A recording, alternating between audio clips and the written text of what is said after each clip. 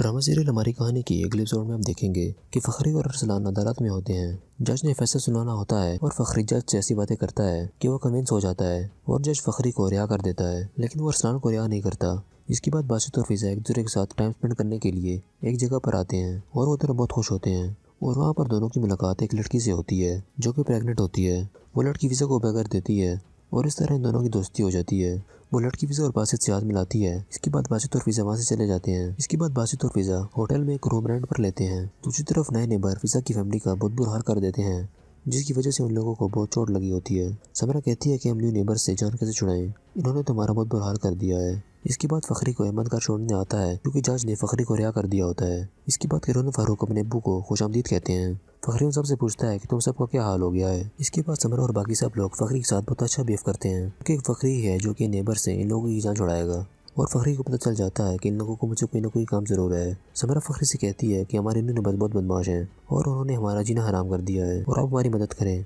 फखरी कहता है कि ठीक है, मैं तुम लोगों को बचा लूंगा, लेकिन सबसे पहले तुम लोगों को मेरा काम करना होगा। इस एयर कैफ को निकालो और मुझे उससे बचा लो, फिर मैं तुम लोगों की मदद करूंगा।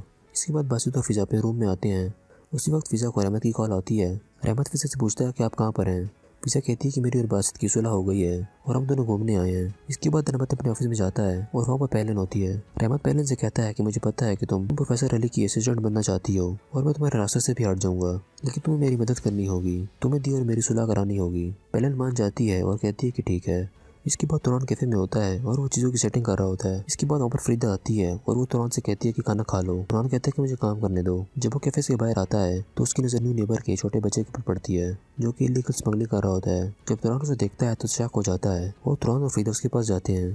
तुरान कहता है कि तुम तीनों यहाँ पर क्या कर रहे हो। इसके बाद वो दोनों लड़के वहाँ से भाग जाते हैं, लेकिन न्यू नेबर का लड़का वहीं पर खड़ा होता है। तुरान उससे पूछता है कि वो लड़के कौन थे। तुरान उससे कहता है कि मुझे दिखाओ तुम्हारे हाथ में क्या है। इसके बाद वो लड़का चाकू निकाल लेता है और तुरान से कहता है कि तुम मुझसे दूर रहो।